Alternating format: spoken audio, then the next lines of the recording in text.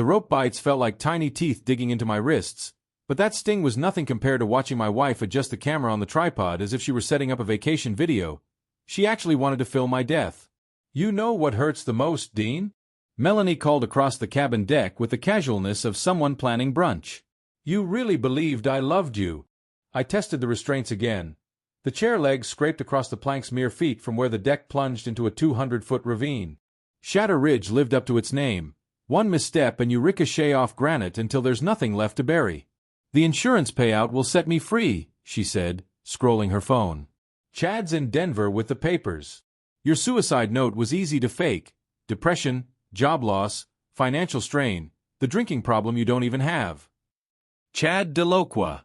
I should have seen it coming. The tech investor who'd been circling Melanie's little boutique for months, promising expansion and bright futures while I hammered that store together after late-night carpentry shifts so she could have the dream I built with my own hands. "How long?" My voice was rough. 2 years, she answered without looking up. She didn't know the pills she slipped into my beer were wearing off. She'd miscalculated my weight. I'd been a mechanic long enough to recognize antifreeze poisoning, the sweet chemical aftertaste, the sleepiness, the ache in my gut, but she'd undershot the dose. "Terry knows I'm here," I lied. Melanie laughed. "Terry Moon? Your drinking buddy, the sheriff? He thinks you drove up here alone to clear your head." I made sure of that. She tapped record. In a practiced imitation of my voice, she spoke to the lens. "This is Dean Calloway on October 15th, 2024. I can't take it anymore. The debt, the shame, I'm sorry. This is the only way." She'd rehearsed it. The knot around my left wrist had been tied by someone who'd never handled heavy loads. I've been binding truck beds since I was 16, and you learn where a knot will give. Mel made one mistake. She forgot I survived 3 tours in the Middle East. The rope slipped free. It takes more than a housewife and a sugar daddy to finish me. I lunged before she could react, old work strength packed into my shoulders, and we crashed hard. Her phone skittered toward the deck's edge. I snatched it back just as her manicured hand left a crescent of blood across my cheek. "Help! Someone help me!" she screamed into the wilderness. "Nobody's coming, sweetheart," I said, pinning her. The screen lit up with dozens of messages between her and Chad, photos of our house, insurance paperwork, bank statements, the forged note in her handwriting, even a contingency plan for a hiking accident if the pills failed. "Dean, please, we can split everything 3 ways, she pleaded in a text. 3 ways. I rose, leaving her sprawled and gasping on the deck. "You really think I'm that stupid? Where are you going?" she whispered. "To get some rope that'll actually hold," I said, and walked toward the cabin. "Don't move, Mel. That's a long way down." When I came back 5 minutes later, she was gone. Her keys vanished from the kitchen counter, tire tracks in the dirt showing she'd floored down the mountain road, probably straight to Chad with a story about a violent husband. Within the hour, the cops would be looking for a dangerous, unstable man. I stood on the deck where she tried to end me and watched the sun sink behind the Colorado peaks. The camera still recorded. I looked into the lens, into the tiny unblinking eye, and said, "This is Dean Calloway. Today my wife tried to kill me for insurance money, but I survived." Then I picked up the camera and left. 3 hours later, I was dead. Or at least that's what the Denver Post obituary would say after Terry found my truck at the bottom of Miller's Gorge, 20 meters from our cabin. The paper would report an explosion caused by a faulty propane tank I'd been hauling for a job. The ravine and fire obliterated the vehicle, leaving no body to recover. But I wasn't in that truck when it went over. I was at a Pueblo truck stop in a stolen pickup, reading my own obituary on a burner phone. Melanie had outdone herself with the write-up. Pictures of our perfect life, quotes about her sorrow, details of a memorial service at Riverside Chapel and a Dean Calloway Memorial Fund she'd already set up. My life insurance was $400,000. I drove to Denver, rented a storage unit under Tom Mitchell, my grandfather's old name, and paid 6 months up front with cash I'd stashed away in a toolbox. Foster care teaches you to hide and escape fund. The unit became my command center. Camping gear, tools, fresh clothes, a pawnshop laptop, and Melanie's phone with all the damning texts and photos. Evidence alone wasn't enough. I wanted justice, and it was starting to look a lot like revenge. For a week after my death, I trailed Melanie. She played the grieving widow perfectly in public. Tea with neighbors, a black dress at the grocery store, But every night she drove to Chad's penthouse and stayed until dawn. Chad lived like a king. Tech investor, private arms broker, a man who assumed wealth made him untouchable. His penthouse overlooked the whole city and hosted private deals that landed money in the wrong hands. I spent 3 weeks mapping his routine, his associates, digging through public business records at the city clerk's office, and what I found was uglier than I expected. Chad had been moving restricted hardware to buyers who shouldn't have it. The FBI would want his client list. More importantly, Chad had an ex-wife named Lisa Delacroix, a perfect fit for his pattern. Blonde, worn down, scraping by on alimony and painkillers after he'd taken everything. House, kids, car. She'd tried to end her life twice in the past year. She was fragile and exactly the kind of broken person Chad left behind. I knocked on Lisa's door pretending to be Tom Mitchell from Hartwell and Associates with a briefcase of legal-looking documents. Her apartment smelled of cigarettes and pills. Court papers were scattered across the floor. "Chad owes you more than alimony," I told her, sliding the fake dossiers across the table. I'd copied real forms to make them look official. Her eyes widened as she read reports of hidden offshore accounts and a settlement she might be entitled to, if she acted fast. "There's a problem," I said. "Once he remarries, the new spouse becomes next in line. You need to move now." I showed her a photo. Melanie at Chad's restaurant, an engagement ring obvious on her hand. Lisa's hands trembled. She had nothing left. "There is another way," I told her. I produced a thumb drive and said Chad had been selling illegal tools overseas. If the FBI got proof, his assets would be seized and she could claim compensation as a victim. "Just take this to the field office and say you found it in his papers," I coached. The drive felt like a lifeline in her hand. 3 days later, Lisa Delacroix was found dead in her apartment from an apparent overdose. The thumb drive was in her purse along with a note confessing false accusations against her ex, because I'd made her practice writing that note, thinking she was just rehearsing a draft of an FBI complaint. Melanie called Chad the moment the news broke. I listened to their conversation through a bug I'd placed in his penthouse while they shopped for wedding rings. "First Dean and now Lisa. What a coincidence," Melanie said, feigning fear. Chad scoffed, worried instead about timing and wedding plans. "They laughed about me and my supposed death. I did not." The next morning Melanie's boutique burned in the night, fire consuming the building from a basement ignition point where I'd tampered with the wiring. To the fire department and insurance investigator, it was an old building with faulty systems. An accident waiting to happen. Before the flames took hold, I spray-painted one message across the sidewalk in red: "Remember the ridge." Police washed it away as gang graffiti, but Melanie knew exactly what it meant. She called Chad in a panic. Terry identified my truck at the gorge and mentioned the phrase only I used, "Remember the ridge," so she realized something was very wrong. I listened to her panic through Chad's bug. She was starting to crack. Chad hired someone to handle the problem. Vincent Carver, an ex-military operator who made people disappear for the right price. No family, no address, paid in cash. Carver was good, but he'd never hunted someone who'd been hunting him back. I'd followed Chad's calls for 2 weeks and knew where Carver planned to ambush whoever he thought was hiding in the mountains. Carver expected me in the cabin. Instead, I was at Dead Man's Curve on Highway 285, where the canyon's twist leaves no cell signal and an accident looks like fate. Carver drove an armored black SUV, but armor doesn't stop a logging truck running you off the road at 60 miles an hour. His SUV flipped and rolled down the embankment. 3 days later, they pulled his body from the ravine. I made sure Chad saw the news. His penthouse TV was visible from across the street, and I watched his face go white as he called Melanie, whispering plans to flee to Costa Rica on a private jet in 3 days. They thought they could liquidate assets and vanish. They were wrong. I found Zeke in my storage unit, a 16-year-old runaway I'd caught sleeping on my gear, tough, quick, invisible to the system.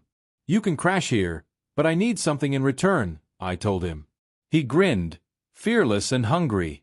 Zeke's youth made him the perfect inside man. While I kept watch, he slipped into the quarry lodge through an old mining tunnel I'd discovered during surveillance and planted listening devices in Melanie's suite, pretending to be another weekend guest.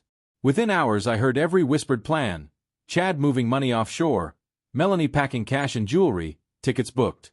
They scheduled a farewell party before they left, a last gathering of dirty money and powerful friends. Politicians, arms dealers, fixers. The party on the private dining room was perfect timing for what I had in mind.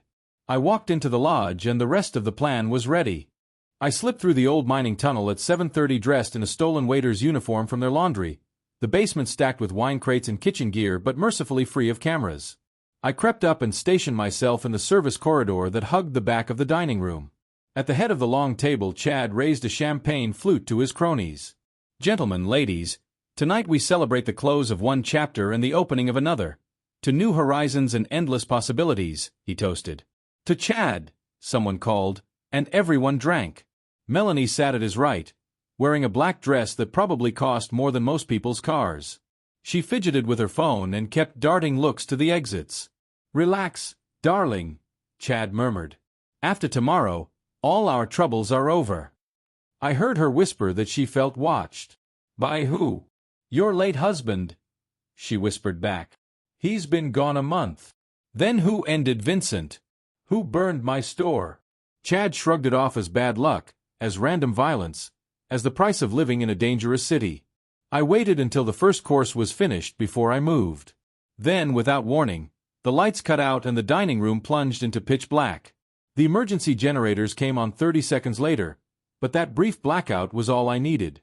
When the lights blinked back, I was standing in the doorway with a tool trained at Chad's chest. "Evening, folks," I called. "Hope I'm not interrupting anything important." A few guests screamed. Two men reached for concealed implements and stopped when I leveled the barrel at them. "Hands on the table where I can see them," I ordered. "Anyone move? Anyone grab a phone?" "Mr. Delocqua gets a new hole in his chest." Melanie's voice was barely a whisper. "Dean." I smiled and said, "Hello, sweetheart. Miss me?" Chad stayed seated but went white. "You were supposed to be dead," he said. "A lot was supposed to happen. You were supposed to be a loyal business partner to your clients, Melanie a loving wife, Vincent a professional cleaner." I grinned. "Turns out, we're all full of surprises." "What do you want?" "Justice," someone shouted. "This is terrorism," another voice said. "Depends on your perspective," I replied as I stepped closer to the table. "From where I stand, justice looks a lot like this: the people who tried to kill me locked in a room with no easy way out, finally facing consequences." "We didn't try to murder you," Chad protested. "Really? Then what do you call sedating someone and tying them to a chair by a 200-foot drop?" Melanie began to cry for real this time, not the practiced sobs from my funeral act. "That was never supposed to happen," she sobbed. "Chad said it would look like an accident, that you wouldn't suffer." "Chad said a lot of things," I answered. "Like how much he loved you, how you'd be happy once I was gone." "I do love her," Chad blurted. "No, you don't," I said. "You love the insurance money and the property she'd inherit if I ended. You loved Lisa too, until someone with a bigger payout showed up." The room went silent. I told him about Lisa. I told him how I'd pushed her into the belief that her last chance had vanished and how she'd taken her life convinced her settlement was gone. Melanie looked horrified. "I gave her a choice," I said. "Live with what Chad did, or get revenge." She'd chosen revenge and then couldn't live with herself. I shrugged. "Not my fault she was weak." "You're insane," someone spat. "Maybe," I said, "or maybe I learned something important. The system doesn't protect people like me from people like you. Courts favor whoever can afford the best lawyers. Police believe whoever has the most political pull. Justice isn't blind. It's bought and paid for." "So you've made yourself judge, jury, and executioner," Terry said as he edged closer. Chad slowly reached into his jacket and I let him, curious what he thought would save him. "Don't," Melanie whispered. He pulled out a thick envelope. "Dean, you want money? I've got cash. Lots of it. Enough to let you vanish." "How much?" I asked. 500,000, he answered, placing the envelope on the table. The guests shifted, wondering if they were watching a negotiation or an execution. "What's the catch?" I asked. "You take the money, walk out that door, and we never see you again. Melanie comes with me. You two are finished." I looked at the woman I'd been married to for 15 years, the woman who'd tried to have me killed for insurance money. "What do you think, Mel? Fair?" She glanced between us, calculating. I want to go home," she said finally. "Back to my sister in California." Chad's face darkened. "Home? Your store burned down, remember? You really think you can just walk away? Maybe it should be part of the deal, I said. Mel goes to California, you disappear to Costa Rica, and I take the money. Everyone gets what they want. Except Justice, Chad said, cool. For a moment, no one moved. Then Zeke's voice crackled in my earpiece. Dean, we got a problem. Sheriff's department just pulled up outside. Terry had finally put pieces together and moved in. Time's up, I announced. Everyone stay seated and keep your hands visible. Dean, don't do this, Melanie begged. We can still work something out. We had 15 years to work it out, I said. Boots thundered in the corridor. Terry barked orders and deputies sealed exits. Chad's smile faltered. Looks like your plan fell apart. Did it? I reached into my pocket and revealed a small detonator connected to charges I'd wired through the building earlier while they dined. Remember old mining operations? I said casually. They left behind dynamite. You're bluffing, Chad sneered. Want to find out? At that moment the dining room door burst open and Terry stepped in, tool drawn, flanked by 2 deputies. Dean Calloway, put the tool down, he ordered. Hello, Terry. Took you long enough, I said. I know what you've been covering up. The truck at Miller's Gorge, my fake death, Vincent Carver's accident. Prove it, Terry said. I don't need to prove it. I need to stop you. He looked older, wearier. Being a sheriff in a small Colorado county should not mean hunting down men returned from the dead. These people tried to kill me, I said. Where were you when I needed protection? You never came. Would it have mattered? Chad pays judges and prosecutors. Terry hesitated. We'd reached an impasse. Put it down, Dean. Let's end this peacefully. I can't, I said. They'll never pay for what they did. Chad will buy his way out. Melanie will say she was coerced and in 6 months they'll be on a beach spending my insurance money. That's not your decision to make. It is now, I told him, and I pressed the button. Explosions ignited in the basement and ripped upward. Old dynamite burns hot and fast, turning wooden beams to kindling in seconds. The building shuddered and began to fall in on itself. Everyone out! Terry screamed as smoke and heat filled the corridor. People bolted for the exits, but the corridors choked with smoke. Terry grabbed Melanie and shoved her toward a window while deputies tried to shepherd guests to safety. I stayed in the dining room watching her disappear into chaos. She glanced back once, not with love, not with regret, but with fear. Chad wasn't as lucky. A burning beam slumped across the doorway, sealing him into the dining room with me. He pressed himself against a far wall, coughing. This is insane, he choked. You'll end us both. That's the plan, I said. Why? What does this accomplish? Justice, I said. This isn't justice. It's an execution. Maybe, I admitted, but at least you won't be able to hurt anyone else. The ceiling sagged as more supports failed. We had maybe 2 minutes before collapse. Chad pulled a pistol I hadn't known he carried. I'm not dying here, he snarled. Yes, you are, I replied. He fired twice. The first shot missed, the second hit my shoulder and spun me into the wall. The tool clattered away. Should have taken the money, Chad muttered as he lurched toward me. He didn't see Zeke drop through a window behind him. The kid rammed a piece of burning timber into Chad, knocking him to his knees, then snatched my tool and held it to Chad's head. Don't, I gasped. You're not a butcher. Neither were you once, Zeke said quietly. I still had a choice. You still do. He wavered, looking at Chad then at me. The room groaned as the structure gave way. We need to go, he said finally. I'm not leaving. Why not? I asked. Because this is how it ends, he answered. I could hear Terry shouting my name from outside. Flashlight beams cut through the smoke. They were trying to get back in, but the fire spread too fast. Go, I told Zeke. What about him? Zeke nodded toward the unconscious Chad. Leave him, Dean. Go.